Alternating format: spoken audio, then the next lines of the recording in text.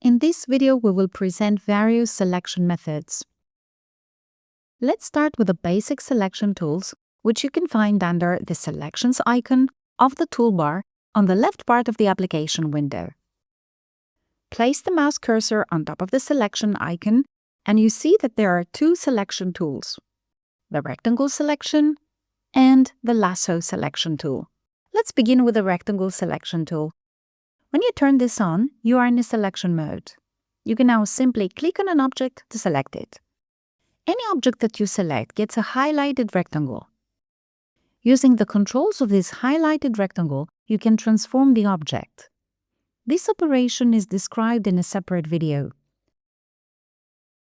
If you click and drag to form a box around an area, whatever is completely inside this area gets selected. It may also include objects that are not completely within the selection. Hold the Alt key down and put the selection rectangle slightly on top of an object that you wish to select, but around which you can't completely form a rectangle.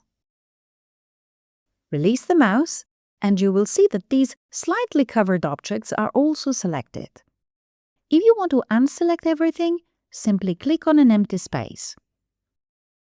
You can select multiple objects by holding the Ctrl or the Shift key on Windows, or the Command or Shift key on macOS. Simply hold the Ctrl or Command or the Shift key down while clicking on the objects. Keep in mind that if you hold the Ctrl or Command key and click on an already selected object, no matter how this was selected in the first place, then this object gets deselected. On the other hand, the Shift key only adds to a selection. So clicking on an already selected object while holding the Shift key won't deselect it. Now, let's have a look at the lasso selection. When this selection method is enabled, you can simply draw an area around the object you wish to select. This is very useful when you want to select an object that is at a really tight spot. As described before, use the Alt key to include partially covered objects. Make multiple selections using the Ctrl or Command or Shift key.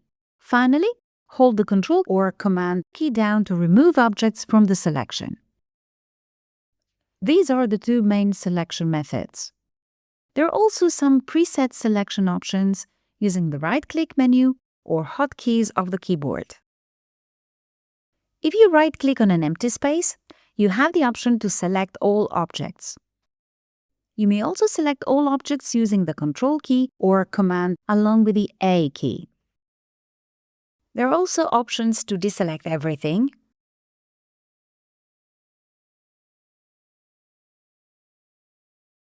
or invert the selection. You may also invert the selection using the Ctrl or Command and the Shift key along with the letter I as keyboard combination. Another way to make a selection is to use the Sequence Manager. Now you can scroll through to see the different shapes of the design, and if you click on a shape, it becomes selected.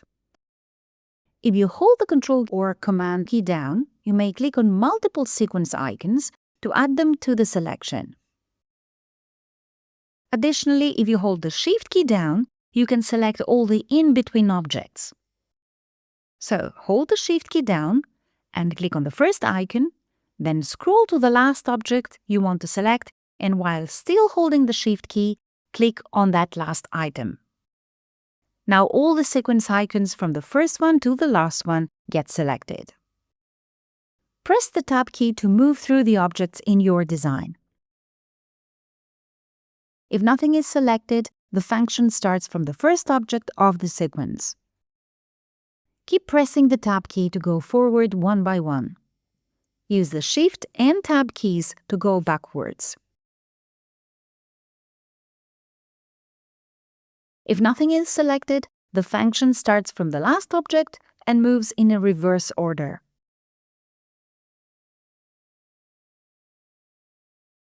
You can also make selections by color